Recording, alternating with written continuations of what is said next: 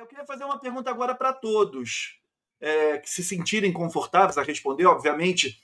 Vocês sentiram que, ao revisitar esses discos, descobriram camadas novas neles? Tipo, algo que não tinham percebido na época em que os ouviram pela primeira vez?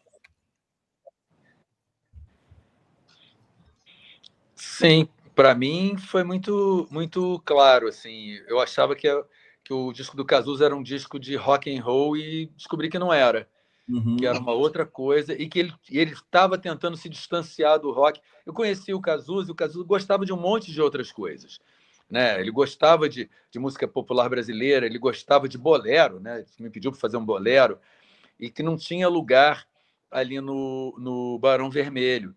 E eu vi que ali não era um disco de rock, mesmo exagerado, que eu fiz pensando no Barão Vermelho, é, é um rock arrumado. A guitarra não é espalhada, ela é meio contida, e muito teclado, uma bateria que não tem virada.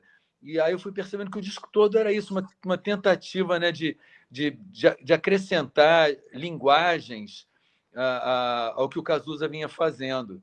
E eu acho até muito bacana isso ter sido feito junto com o Ezequiel, né? Porque foi o Ezequiel que inventou a linguagem do Barão Vermelho, né? Que meio botou a garotada ali, na época, fazendo um pouco de tudo, para ir mais na praia do rock and roll mesmo, da coisa do rock mais clássico, e depois pegar o Cazuza e falar, não, vamos fazer outra coisa. Eu achei bem legal. E essa parceria com o Ezequiel, que é meio... eu acho que as pessoas dão pouca importância ao Ezequiel como produtor, né? Porque o Ezequiel não era um cara que sabia tocar um instrumento, ele não era um liminha também no estúdio, né? Mas ele era uma pessoa com uma visão do todo, da música, do que está acontecendo no país, que fazia muita diferença. E eu acho que fez muita diferença tanto para o Cazuza quanto para o Barão, que ele continuou com o Barão também, né? Muito bem, foi super legal. Só uma curiosidade, eu achava mó barato o Frejá conta isso, né? Que ele estava no estúdio ouvindo as canções. Se ele estava dançando, se ele estava animado, era sinal de que a música estava indo no caminho certo. Se ele não fazia nada, eles já sabiam que tinham que mudar de rumo. Muito bom, muito bom. Meninas, Cris, Mona, Thaísa, Camille.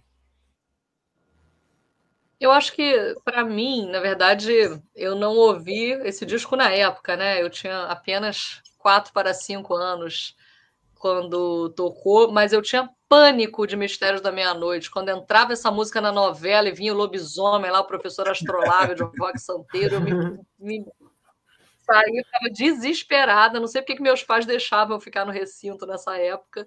E eu Muito cresci com bom. muito medo de Zé Ramalho por causa dessa música. E depois claro, quando eu ouvi a Vorrai já adolescente, aí veio outro Zé Ramalho, me encantei, né? E eu tenho um trabalho de pesquisa enorme sobre esses nordestinos da Paraíba e Pernambuco, principalmente. Tem um livro sobre Belchior, né? Mas tenho um trabalho enorme de pesquisa porque eu estou escrevendo há muito tempo uma biografia do Zé Ramalho. Bom e eu saber. Comecei assim, era para ser meu primeiro livro, Sal. Já estou no 5º e não terminei, então não se anima muito, não, porque é um livro para o futuro. Não sei para quando. Mas, enfim, esse livro me levou para muitos universos, né? Para todos esses artistas, para o sertão. Eu conheci o cangaço, conheci tudo por causa dessa pira minha com a Vorrai, né? Que foi a primeira música que eu ouvi de Zé Ramalho. E eu ouvi muito esse disco já por conta das pesquisas, na estrada, indo lá para o sertão para pesquisar. Mas o que me chamou a atenção agora, né, mexendo nesse material, uma coisa que já vinha me chamando um pouco a atenção mais recentemente, na fase que eu estou de estudar Zé Ramalho, mas eu achei a Teca Calazans numa parceria com Zé Ramalho, numa música que se chama Um Corpo que Sai, que não fez sucesso, não é conhecida, mas até que a Calazans era uma folclorista, uma artista muito importante de Pernambuco, que inclusive Gilberto Gil, quando foi lá fazer em 1967 a turnê dele, do primeiro disco, ele conheceu a Teca, a banda de Pífaros Caruaru e tantas coisas, e foram nomes que mexeram muito com o Geraldo Azevedo, mexeram muito com o Gilberto Gil, e ele voltou querendo fazer o movimento tropicalista por causa desse encontro com esses artistas pernambucanos.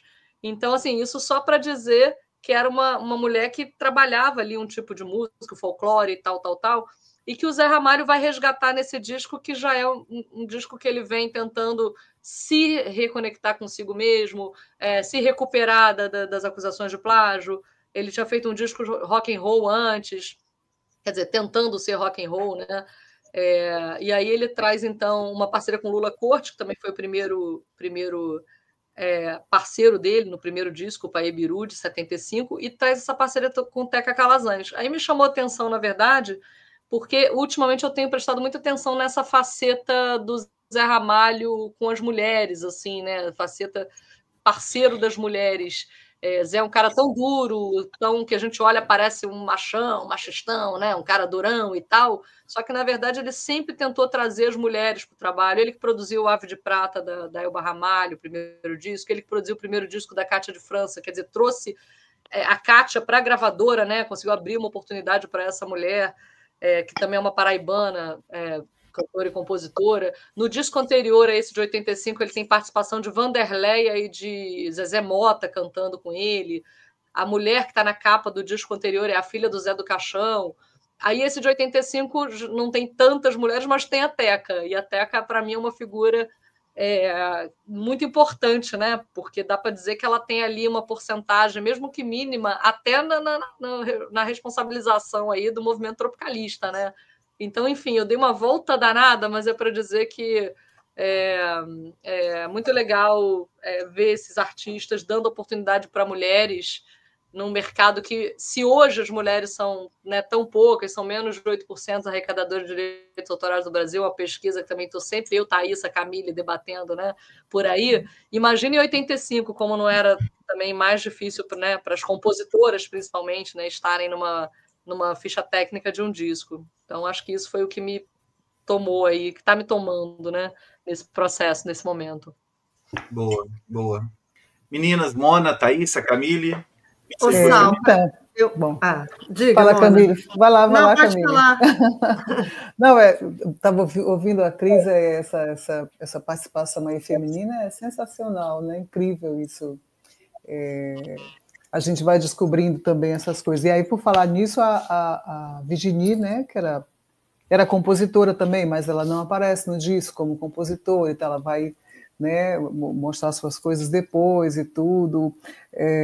E é legal que você vai mergulhando assim na pesquisa, na medida do possível, né, e descobrindo essas nuances. Assim. Uma coisa que eu não sabia é que o Metrô antes era um grupo que fazia rock progressivo, né? Isso eu não sabia.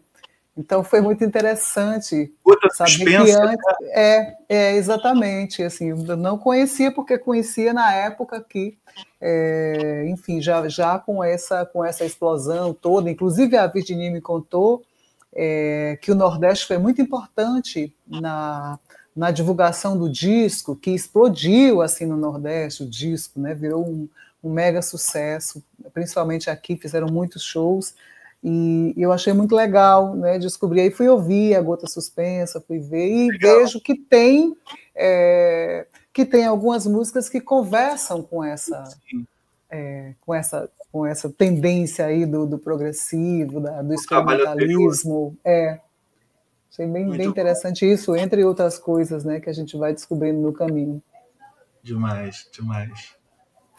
Pegando o gancho dessa coisa das mulheres, né, nesse disco, o Martinho tem a participação da Rosinha de Valença, que é, né, uma super instrumentista virtuosa e mulher, né, uma coisa que até hoje a gente tem poucas. A Rosinha tocou muito tempo com o Martinho, nessa época ela já não era mais da banda dele, porque ela foi morar na França, mas ela sempre fazendo participações com ele, inclusive, né, nesse disco, o Rafael Rabelo também toca. O Rui Quaresma era o violonista que tocava com o Martinho, mas tem o Rafael Rabelo tocando violão de 7 cordas e tem participação da Rosinha. Tem uma infinidade assim, de artistas incríveis, né? Incrivelmente, assim, eu era criança nessa época, mas eu tenho muita relação com essa geração do dito pagode carioca. Eu ouvi isso muito. É muito parte da minha memória afetiva. Ouvia mais no rádio, na televisão, porque eles explodiram, iam muito, né? Mas eu conheço bastante, e aí ouvi o disco depois de me tornar jornalista, já adulta, traz uma coisa diferente, porque a gente vai vendo desde essas coisas, né, a participação desses músicos incríveis, até parcerias do Martinho, que muitas vezes não são tão conhecidas, como o João Bosco, tem 2 parcerias nesse disco, o João Donato, que também foi parceiro do Martinho em várias músicas, essa questão que a gente estava falando, né, dessa assimilação da sonoridade pop brasileira do momento, de certa forma, pelo samba. Então, é interessante ouvir isso hoje, né, para além dos hits que eu ouvia na rádio na época, porque o Martinho, cada disco que ele foi lançando nesse período, ele foi emplacando um hit nas rádios, né? No disco anterior tinha aquele Na Aba, que era uma música super conhecida do repertório dele. Nesse disco, até ele não tem exatamente um hit tão grande, mas Recriando a Criação é uma música bastante famosa do repertório dele. No ano seguinte, ele emplacou Pagode da Saideira, que é outra música famosa, enfim. Então, eu tenho a lembrança desses hits dele da época, sim, né? Mas ouvir o álbum e entender o que é. O álbum é como uma fotografia do momento, né? A gente pode dizer assim.